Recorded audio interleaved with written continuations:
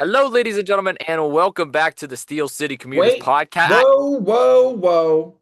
You had a very special event last week. I think it's a perfect time for me to take over.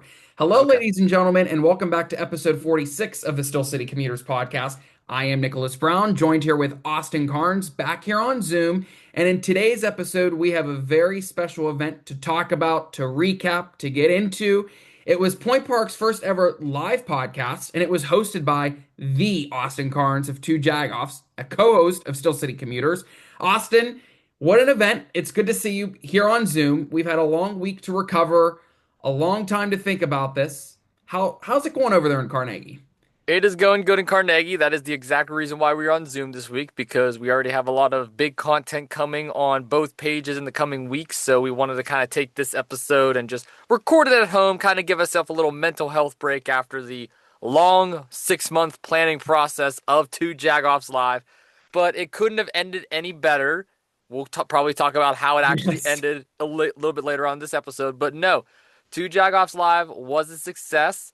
I'm very happy with the way it turned out. I'm very happy with the crowd that we put together. We have fans now. People were buying merch. It was crazy. It was such a good time. I will say this before we really get started with today's episode.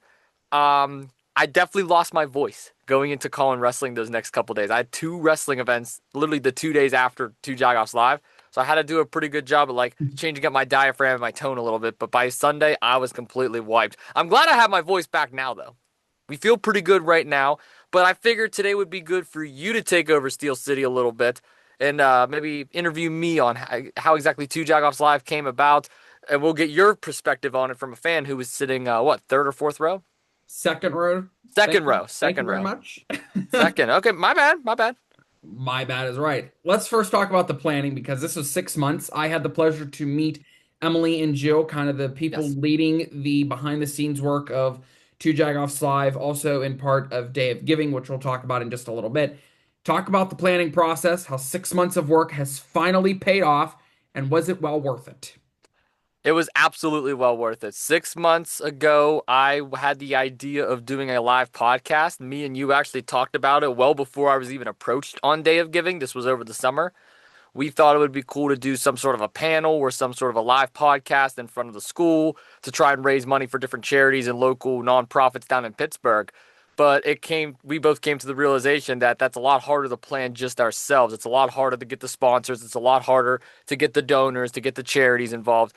So I kind of put that idea on the back burner until the first couple weeks of the semester when I was approached by Emily and Jill. I got an email chain from the both of them asking if I could have a meeting with them because they would like to talk about a possible opportunity to host this Day of Giving. And I remember I reached out to you first about it, and I was like, Nick Brown, what do you think about this? Do you think I should take this opportunity? And your reaction was, Austin, you're already too busy as is. You don't need to do that. And you're like, but at least go to the meeting, try it out, and see what they have to offer. And that was the best decision I made. I went to that meeting. I talked to Emily and Joe, and although it is another layer of work and extracurricular on top of my already loaded schedule, it was well worth it because not only was I able to push the idea of doing a live podcast, but I got to help out others in need. And not just help others in need, but help some of my fellow peers in need in the form of student funded trips, scholarships, extracurricular activities, equipment upgrades, all the above. So the planning process was long. The planning process was rough, but I say it was well worth it in the end. It not only was rough, but being a friend of yours, also getting inside information regarding this event is also the coolest part because I'm going to have the opportunity to write an article about Two Jagoffs Yes. Live, but from a fan perspective. I want to set the record straight here. Yes, I'm involved with Two Jagoffs. Yes, I welcomed you on stage, but I had nothing to do with the planning process. I had no inside information of the guests that were coming on, how the show was going to be planned, the day of it, the location of it, anything that had regard matters of the event came from you. And I think I should put that out there because there's a lot of people that think, yes, I'm part of Two Jagoffs. I had a lot of inside information and back end. Yes, information was coming in towards me. You were like giving me scoops of who was going to be there to keep it on the down low, and that's fine. But now I can kind of write about it from a behind the scenes perspective of the looking in from the back and saying, okay, this is the planning of the event. This is actually what happened versus expectations. And I think that's an important part of journalism too, because you also had an agenda. But again, we know things don't go straight. Let's just get right into it. Kyle Archer, he winded that thing by hand. Yes, he had a ukulele. Yes, he had a harmonica. There was a lot of things that were supposed to be inscripted and scripted for this event. But let's just say we know Kyle Archer, and Kyle just went off the rails with this. Talk a little bit about how this Day of Giving song came about, the shots that he took. If anybody's not familiar, Kyle Archer was actually the face of Day of Giving last year. So it was just a fit that he came back this year to take shots at the face of it this year. And I guarantee you that's going to be the precedent. The person that hosts it every year is always going to have the one before them taking shots at them. Well, good thing I see where you're going with this. You're going to go through the order of the show, so good thing I Yes. have my little handy dandy rundown right in front of me here. Kyle Archer was one of the starters of the show, like you mentioned. You were the one that introduced me on stage. I got an entrance, I came out, and if for a lot of people who don't know this, my theme song was actually Chill Bill from Skylanders, the video game. So any Skylanders fans out there, I came out to Chill Bill's theme song from Skylanders Trap Team. So shout out to anybody that happens to know that game. But no, going into the show, I did my opening monologue, and the entire point of it was I couldn't get through it. That was the entire point of my opening monologue. I couldn't get through it. I kept getting interrupted. And the one that you mentioned first, which again, we'll break it down section by section, is Kyle Archer. Now, a lot of the guests that we had on Two Jagoffs Live, pretty much the majority of them, were returning guests, actually, which I think is pretty cool. And not only was Kyle Archer a former Two Jagoffs guest, he is also a Point Park alumni. He graduated not so long ago and still works within the university. So behind the scenes, kind of for like a little off the record scoop here, was Kyle Archer actually, Kyle Archer and I did not plan anything that happened up on that stage outside of a couple of the digs. I knew some of the shots Kyle was going to take at me because he wanted to make sure I was okay with it, which I told him I was cool with being called anything. I have thick You're skin, already so a coat rack to begin with, so. yeah, I'm a coat rack, JFK, Professor, Unk. Unc, Ted. Yeah, you call me every name under the sun. So I'm already used to being called a bunch of different things. So I told him, call me whatever you want, but I wanted to end off on a JFK joke because the JFK joke has been kind of the one floating around for the longest time. Coat rack is now the new one, but JFK was like the original. So I told Kyle, end off on JFK, and that kind of gives me a cue to kick him off the stage so I know when he wraps up his thing. But outside of that, his intention, and this is quote from Kyle Archer, my main goal and agenda is to get you to break on stage. That's essentially what Kyle Archer wanted to do, which I will say he was unsuccessful at. I did not break, but he did make me laugh on the inside. We love Kyle Archer, but yeah, it was just a fun little segment with his little guitar.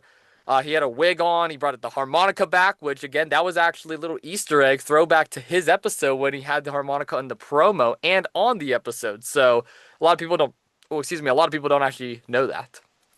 Next one I think is really cool. Someone we've been mentioning for a while. Pro wrestler, probably one of Pittsburgh's most well-known wrestlers in the community, a friend of two Jagoffs, a friend of you, now a friend of mine, essentially.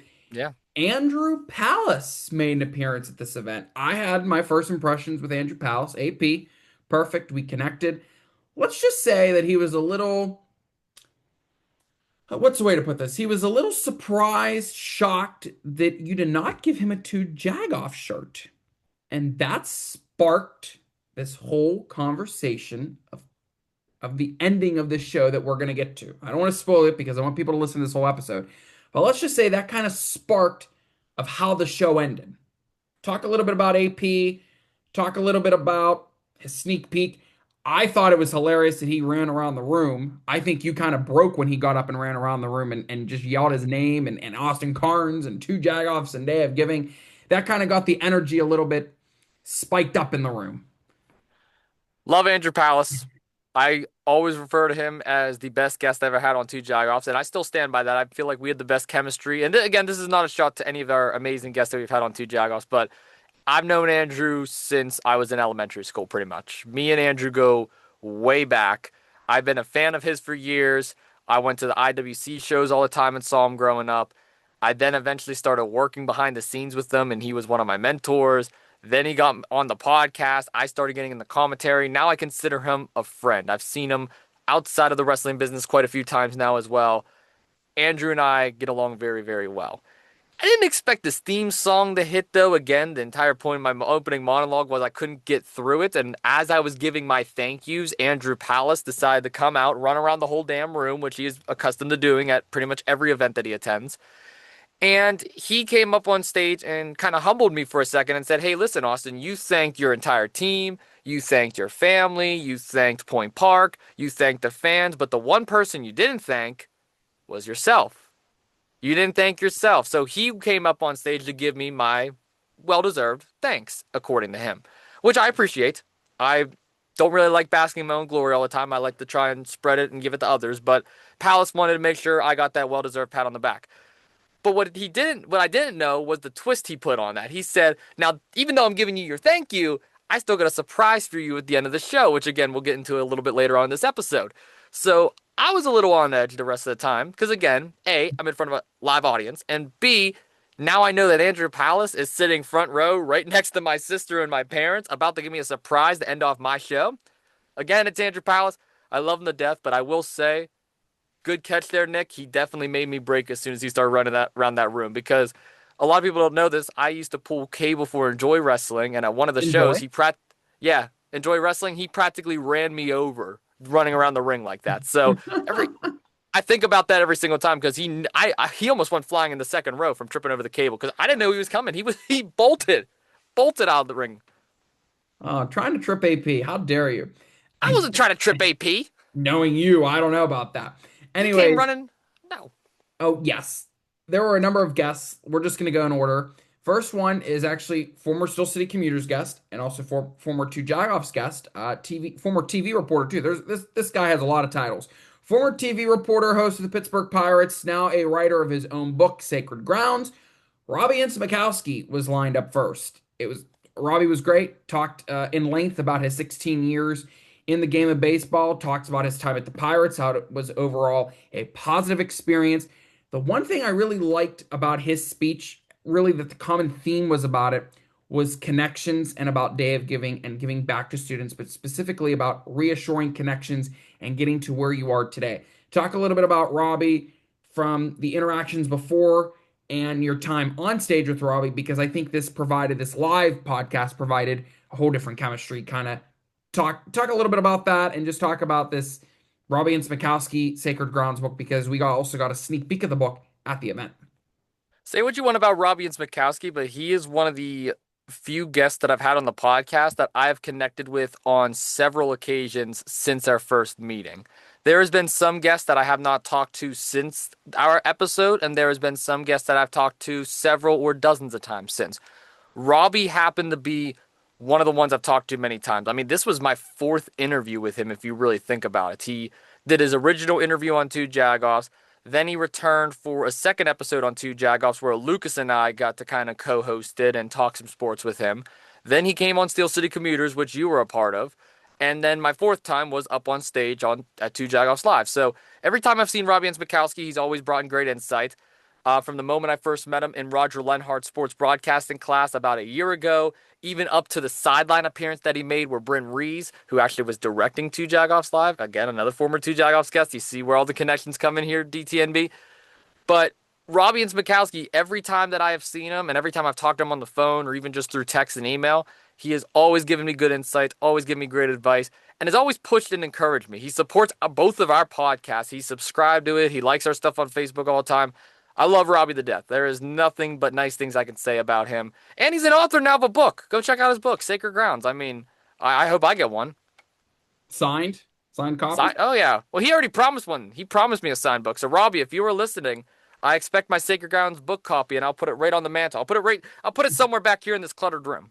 Robbie, I would love a signed copy of your book. As you know, I'm a poor college student, and if I could get one, also a friend of yours, a guest of Steel City, I think it would only be fit if I also could get a book of Sacred Grounds. And if I do, don't you worry, we will showcase it when talking about Robbie and Smikowski.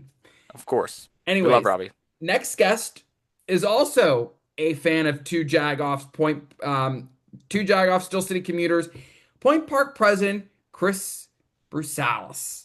Talked Yes. about the university at large, talked about, sports specifically, given Two Jagoffs is Pittsburgh's hottest sports podcast, and his love for sports in this university, talking about D2, the Mountain East Conference, talking about, the flag football, something they've introduced new this year, women's flag football, but also the advice that he gave, and it's advice that I will always remember.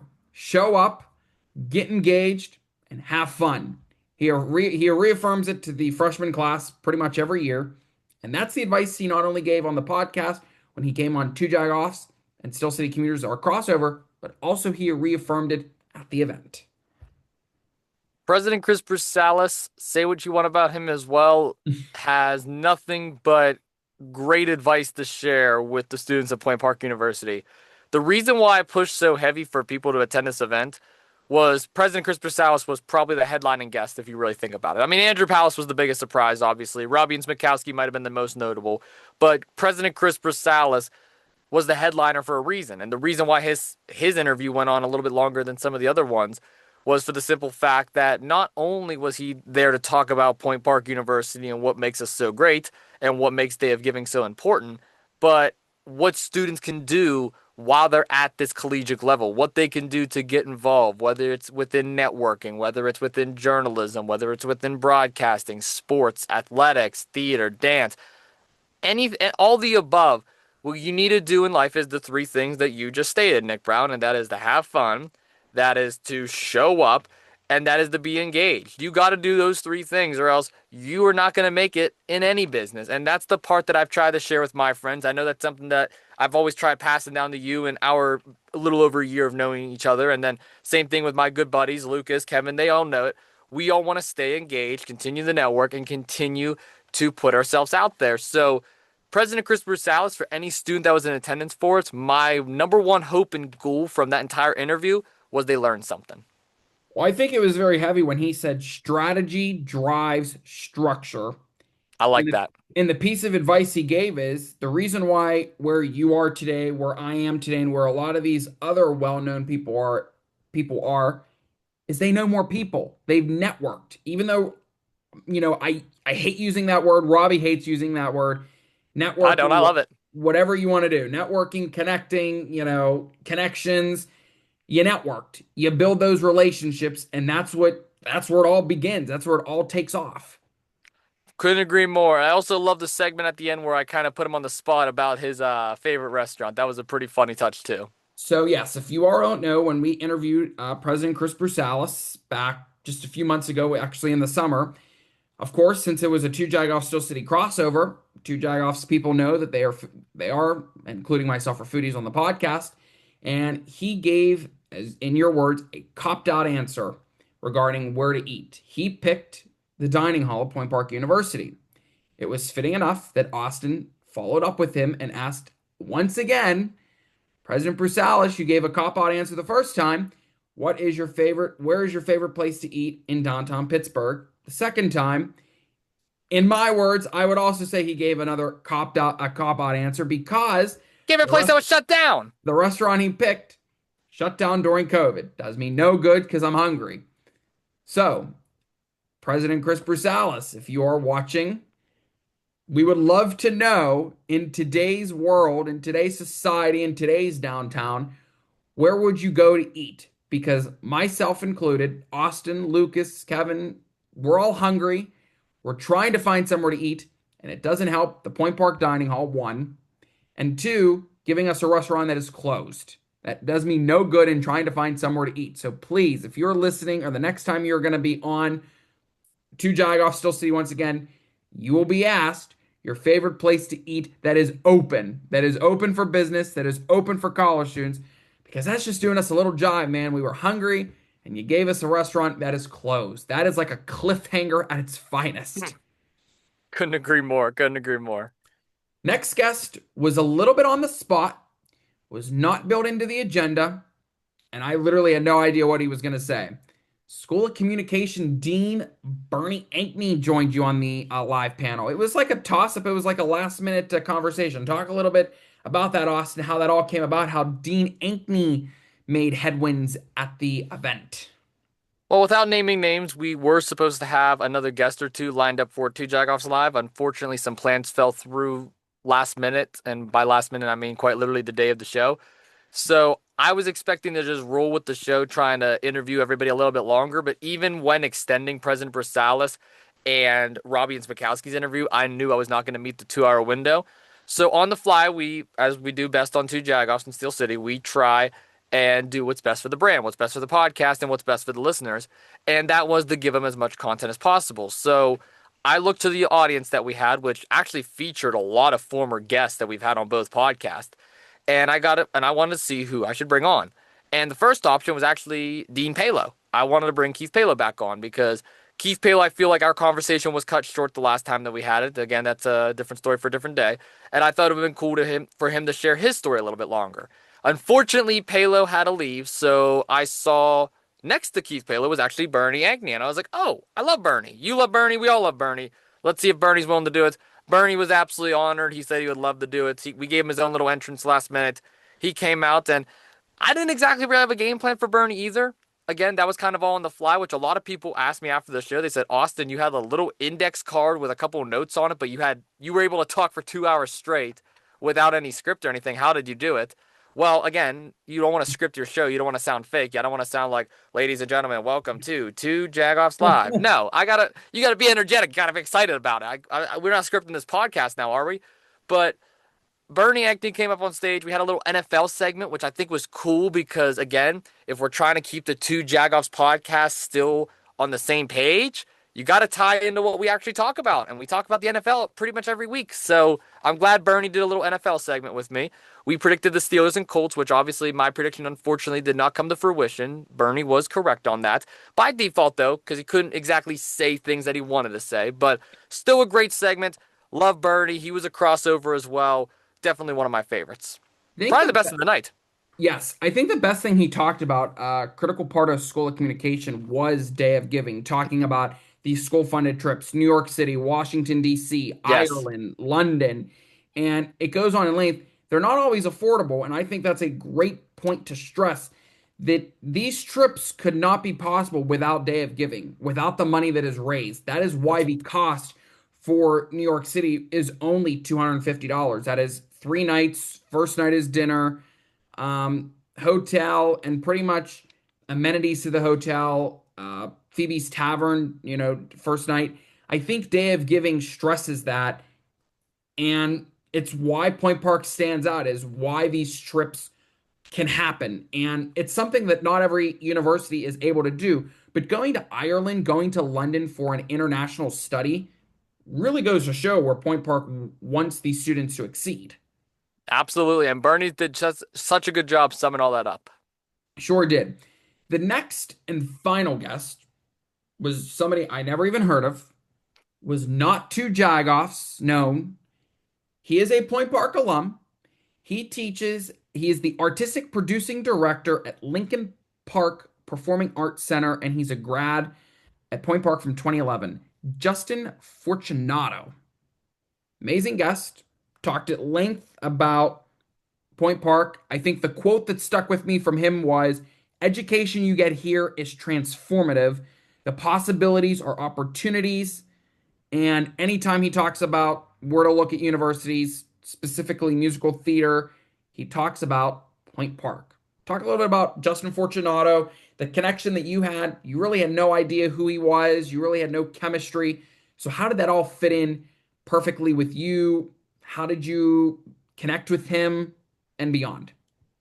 Absolutely. So, as you know, Nick Brown, we on Two Jagoffs, we're not just open to having sports guests or wrestlers on. We're also open to having other guests on. We've had politicians on, we've had students on. I even had a former teacher from high school on. So, shout out to Mr. G. It just goes to show that Two Jagoffs is that welcoming and that open of an environment. So, in the planning process, I wanted to make sure I welcomed all students at Point Park. Bernie obviously represents the School of Comm. President Brasals represents the entire university.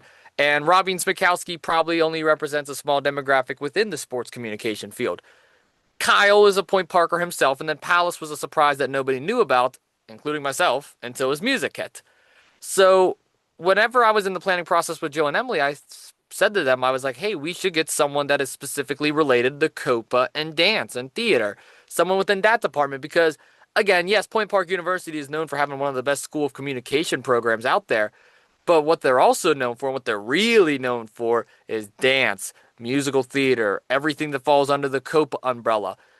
Point Park, if I'm not mistaken, is within the top 10 across the entire country in terms of performing arts schools. So, Point Park University has that strong of a repertoire all across the nation, which is why I figured let's get somebody on that's an expert at that. Let's get somebody on that's from Point Park that can also relate to students and maybe network and share some advice. So, unfortunately, it didn't look like too many dance majors was there or musical theater majors were there. And again, no shots at them whatsoever. It was a totally optional event.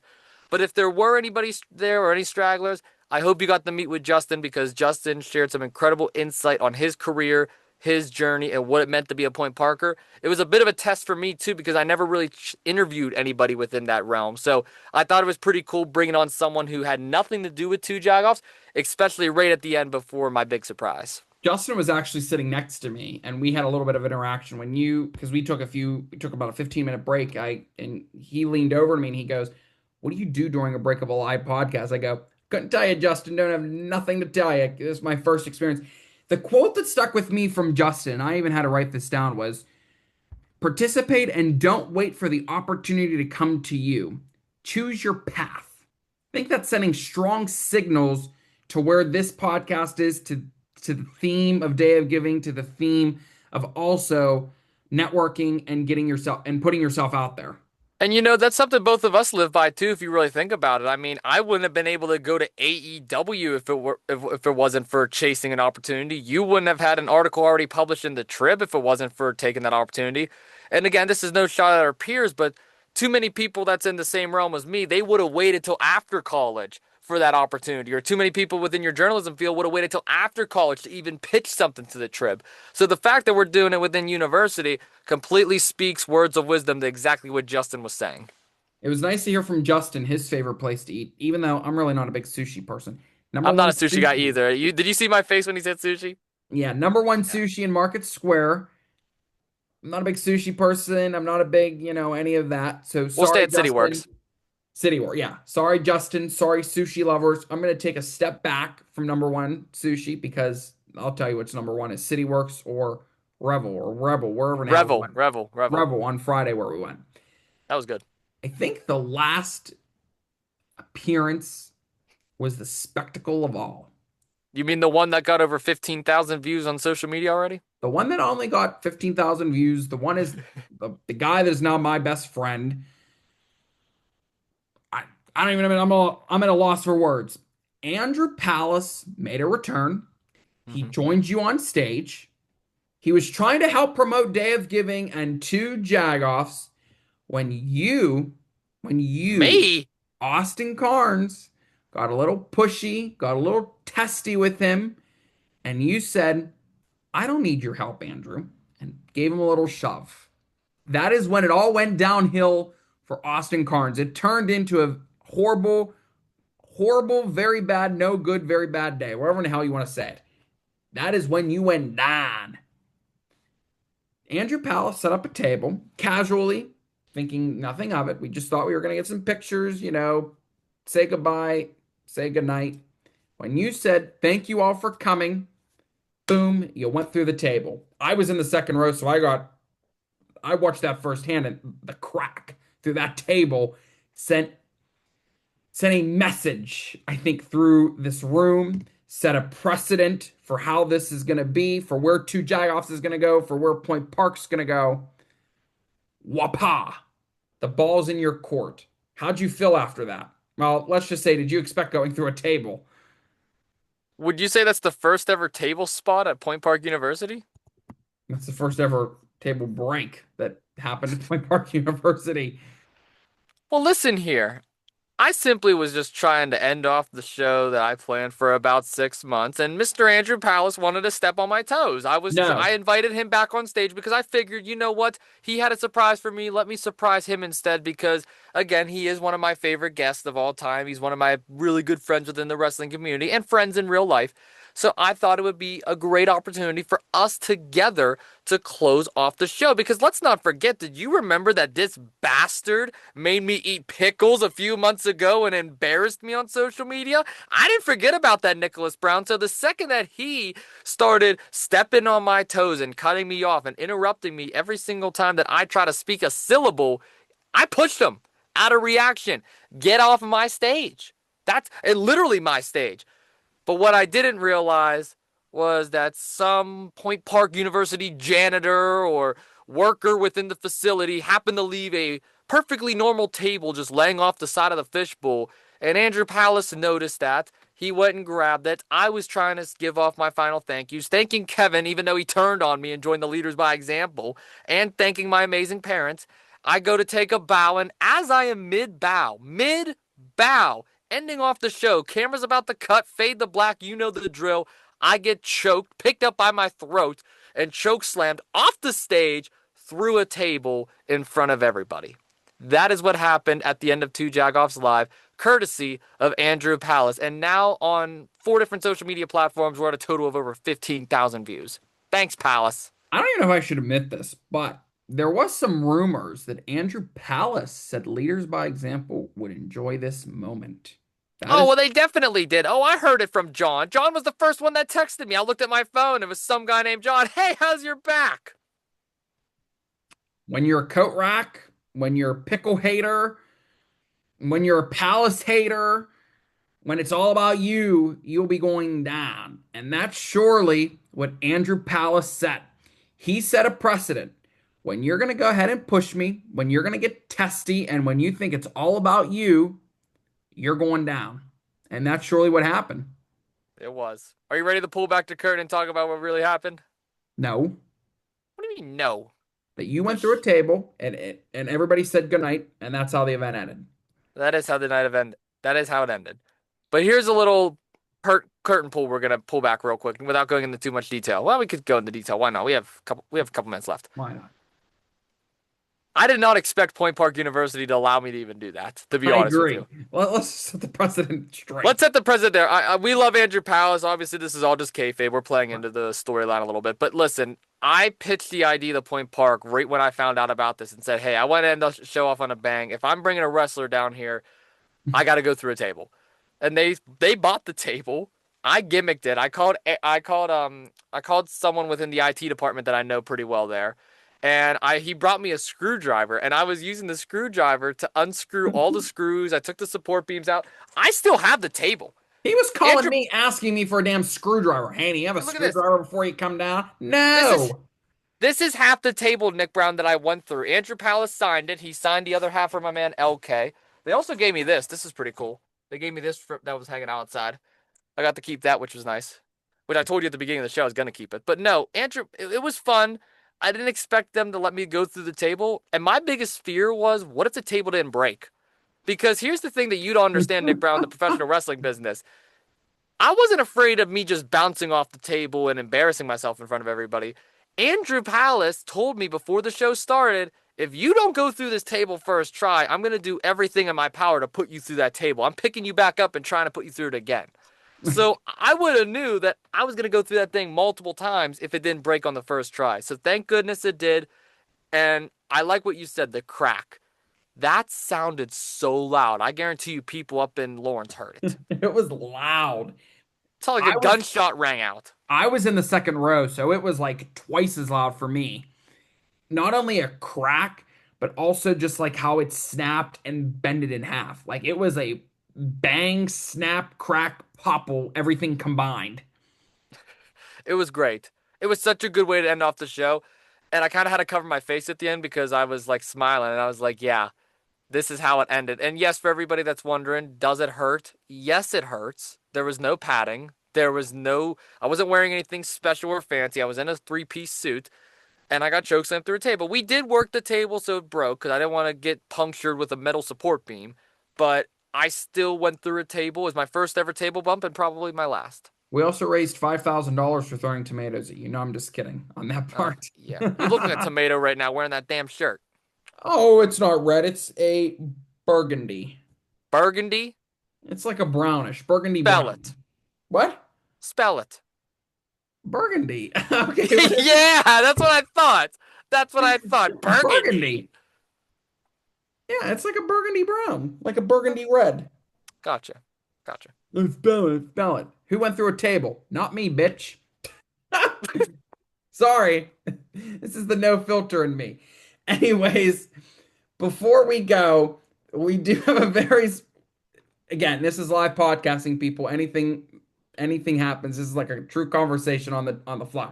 I Anyways, know what's getting clipped this week. oh, for sure, anything. I'm always making headwinds and making clips for social media. Anyways, before we let you all go, there is a very special time to donate for Point Park University for Day of Giving. It is tomorrow, actually, Thursday, November 6th.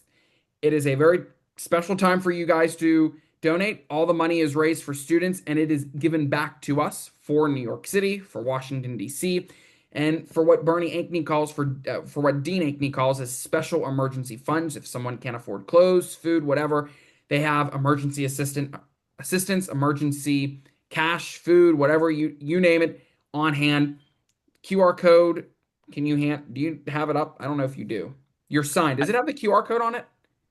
does it? No, it does No. not. The other ones down on campus did. That one does not. But anyways, please donate to Day of Giving.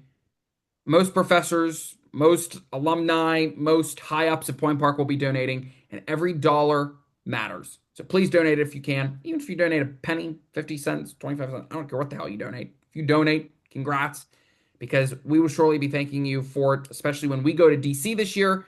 No, well, yes, hopefully DC in the upcoming year, but especially New York City because it has been announced that Point Park, specifically School of Communication, is hosting New York City this year once again, March 25th through the 27th.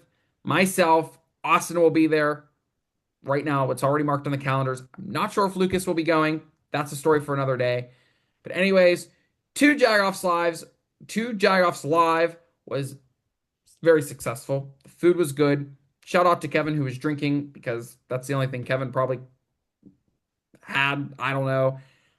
I don't know, Austin. We really set the bar high. You really set the bar high. You exceeded expectations.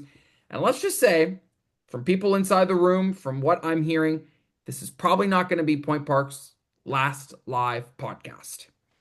Yeah, the only unfortunate thing is now I have to edit 2 hours worth of content with Tanner. So shout to Tanner for helping out and posting that through. Before we end things off, though, I do want to give a shout out to a couple people, if you don't mind, Nick Brown, for helping Yes. behind the scenes. Of course, shout out to you for starting things off and hosting and bringing me on in. Shout out to Bryn Rees, former two Jagoffs guest, for directing the entire show behind the scenes, getting all the guests situated, helping out with entrances. Shout out to Lucas Coons, a fellow Jagoff, for being the DJ, running music, and running audio. And thank you to Tanner and all the camera people that helped out. And one of them was actually Louisville. Good old Ryan Quinn, friend of Steel City Commuters, was on camera. So, again, it's all about the connections. If we didn't make all those connections by doing these podcasts and doing these episodes, we would not have been able to put that event on at all. Surely was a night. I was glad to be there and can't wait to see where Two Jagoffs ends up in the future as I try to hint in my interview, but I couldn't get anything out of you. Sorry. Anyways, that's it for today. Thanks everybody for joining because shenanigans continue to happen with this Two Jagoff Still City crew. I'm Nicholas Brown. He is Austin Cairns. We will please like, subscribe, YouTube, Spotify, share the podcast with your friends and family, and we will see you all in the next one. Peace. Peace.